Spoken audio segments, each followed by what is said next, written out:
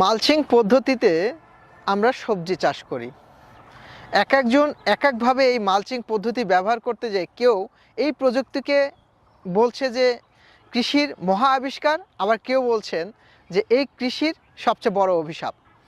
মানে অদ্ভুত একটি বিষয় যে আমরা প্রযুক্তির সঠিক ব্যবহার যখন না জানি তখন এই প্রযুক্তিই হয়ে যায় মরণঘাতী অথবা সবচেয়ে ভুল পদ্ধতি। আজকে কথা বলবো এই মালচিং পদ্ধতিতে যারা আমরা সবজি চাষ করছি তাদের জন্য একদম প্র্যাকটিক্যাল একটি বিষয় আপনাদের কাছে তুলে ধরতে চাই যে গ্রীষ্মকালে কোন পদ্ধতিতে আমরা এই মালচিং পদ্ধতিতে সবজি চাষ করব এবং শীতকালে কোন পদ্ধতিতে এই মালচিং পদ্ধতিতে বেড এবং এই মালচিং বিছানোর কাজগুলো করব, সেইটা নিয়ে থাকছে আজকের ভিডিওটি। আমি সামিউল আসি আপনাদের সাথে চেষ্টা করি আধুনিক কৃষির সম্পূর্ণ প্রয়োগ পদ্ধতি এবং সঠিক পদ্ধতিগুলো তুলে ধরার জন্য, এবং যারা নতুন উদ্যোক্তা তাদের জন্য বিভিন্ন ইনফরমেশনগুলো যাতে আপনারা স্থায়ীভাবে কৃষিতে ক্যারিয়ার করতে পারেন তাদের জন্য চেষ্টা করি বিভিন্ন কন্টেন্টগুলো তুলে ধরার জন্য। আশা করি শুরু থেকে শেষ পর্যন্ত আমার সাথে থাকবেন। প্রিয় নতুন কৃষি উদ্যোক্তা ভাইরা, যারা আমরা শিক্ষিত কৃষি উদ্যোক্তা, আমরা কৃষিতে এসেছি, তাদের বড় একটি ভরসা মালচিং পেপার। অর্থাৎ এখানে আমরা কয়েকটি কারণে মালচিং পেপার ব্যবহার করি।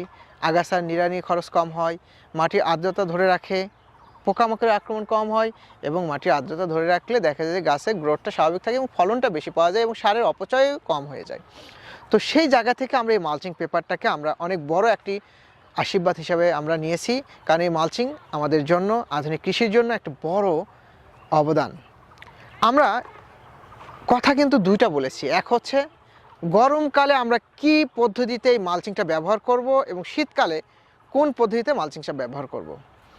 চলুন দর্শক, আমি আপনাদেরকে তুলে ধরি এই দুইটা টপিকস, খুব ইম্পর্টেন্ট, বাট এগুলো আমরা চিন্তাই রাখি না। আমরা কখনোই গবেষণা বা কোনো রিসার্চমূলক কোনো কাজের সাথে আমরা সম্পৃক্ত হই না, বাট আমরা ফলাফল চাই অনেক ভালো। তো এই দুইটা বিষয়, কোন পদ্ধতিতে কিভাবে মালচিংটি ব্যবহার করতে হবে, কোন ফসলের জন্য কিভাবে, সেটাই থাকছে এই ভিডিওতে। স্মার্ট উদ্যোক্তা, হ্যাঁ কৃষি উদ্যোক্তা আপনাকে বলছি, এখানে আমরা বর্ষাকালে অর্থাৎ গরম, এই যে এখন ফেব্রুয়ারি মাসের আজকে 19 তারিখ 20 তারিখ, সো এই সময় আর 15 দিন বা 20 দিন পরে প্রচুর পরিমাণে টেম্পারেচার বাড়বে, বৃষ্টিও হবে। অনেক সময় দেখা যায় আমরা যে ফসলটি লাগাচ্ছি ভিতরে এত পরিমাণ গরম হয়েছে যে আবার বৃষ্টিও হচ্ছে, গাছগুলো নষ্ট হয়ে যাচ্ছে। আমরা যখন এই বর্ষার টাইমে এবং হিট টেম্পারেচারের সময় যখন মালচিং পদ্ধতিতে কোনো ফসল করব, আমাদের খেয়াল রাখতে হবে খুব গুরুত্বপূর্ণ একটি বিষয়। তা আপনি যখন ফসল বেড করবেন অবশ্যই গাছের গোড়ায় কোনোভাবে পানি জমা হওয়া যাবে না, প্রথম শর্ত। যেমন আমরা এই মরিচটা লাগিয়েছি, বেডটাকে একদম মানে নৌকার ছয়ের মতো, তাই না, যে মাঝে উঁচু, দুই সাইডে ঢালু। আরেকটি মজার ব্যাপার, এই গাছের গোড়ায় যে পানিটা ঢুকবে এই পানিটা কি আমার সঙ্গে সঙ্গে এই যে নিচ দিয়ে বের হয়ে যাচ্ছে, খেয়াল করুন। বাট আমি যদি এই দুইটা ব্লক করে দিতাম তাহলে কি হতো, যে আমার পানি যা ঢুকতো জমা হয়তো কি ভিতরে যা বসে যেত, এবং অতিরিক্ত পানি বসে যাওয়ার কারণে গাছগুলো হয় গোড়ায় পচন লাগবে অথবা আপনার ফিউজারামুল বা ব্যাকটেরিয়াল হবে। কারণ আরেকটা জিনিস খেয়াল রাখবেন, এইটা খুব ইম্পর্টেন্ট, যখন আপনার বৃষ্টি হলো, পানি জমা হলো এবং উপর থেকে পরেক্ষণে একদিন পরে দেখা যাচ্ছে প্রচণ্ড তাপ, ভিতরে এত পরিমাণ গরম হবে যে এই গাছের গোড়ায় ফাঙ্গাল অ্যাটাক করে দেখা যাবে যে আমার গাছের গোড়ায় হয় পচন লাগছে, নাহলে ফিউজারামুল বা ব্যাকটেরিয়াল হয়েছে। এর ফলে দেখা যায় যে আমাদের ম্যাক্সিমাম ফসলগুলো এইভাবে আমরা নষ্ট করে ফেলছি।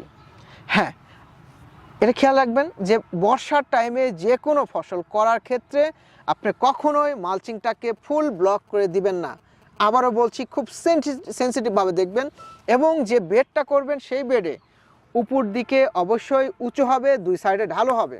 আপনি যেই ফসলই লাগান একটা নির্দিষ্ট দূরত্বে তো আপনি চারা রোপণ করবেন অথবা লাইন থাকবে, কিন্তু বেডটাকে আপনি এমনভাবে করবেন যে কোনোভাবে গাছের গোড়ায় পানি জমা হবে না, এবং মালচিংটাকে মাঝে মধ্যে ঢাল অথবা মাটি দিয়ে আপনি ব্লক করে দেবেন, এবং সাইডে যেন অবশ্যই গ্যাপ থাকে, অর্থাৎ এর ভিতরে পানি পড়লে সঙ্গে সঙ্গে যাতে পানিরা বের হয়ে চলে যেতে পারে।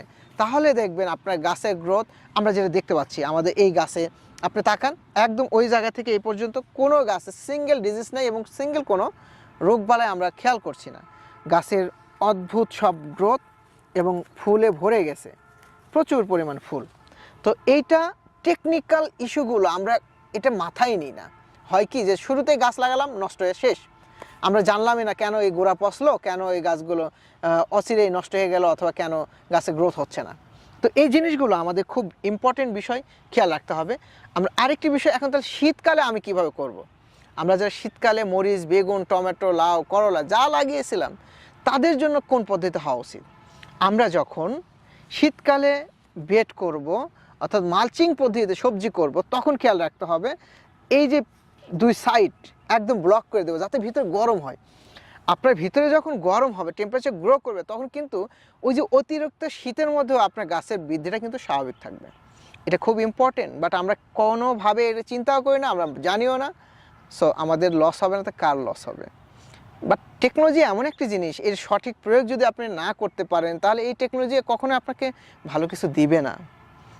আমরা যারা নতুন উদ্যোক্তা, আমরা একটু মাথা খাটাই এবং সঠিক ওয়েতে সঠিক সময়ে কাজ করি, আপনার লস কৃষিতে কখনোই হবে না যদি আপনি প্রযুক্তি সঠিক ব্যবহার করতে পারেন, আপনার প্রত্যেকটি কাজ যদি টাইমলি করতে পারেন।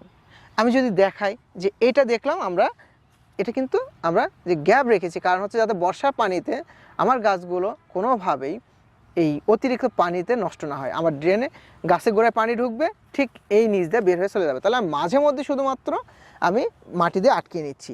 দেখেন এই বেডে আমি যদি দেখাই, তাহলে আমি শুধুমাত্র 2 মাথা ব্লক করেছি, মাঝে এইটাতে দেওয়া হয়েছে মাটি এইটুকু, মানে মোটামুটি দেখা যাচ্ছে যে আমরা কয় ফিট, 1 2 3 4 4-5 ফিট দূরে দূরে দিয়েছি, যাতে বাতাসে কোনোভাবে আমাদের মালচিংটা উড়ে না নিয়ে যেতে পারে, কিন্তু আবার অতিরিক্ত পানি যাতে সঙ্গে সঙ্গে বের হয়ে ড্রেন দিয়ে চলে যেতে পারে। আমি আরেকটা দেখাই আপনাদেরকে, চলুন দেখাই।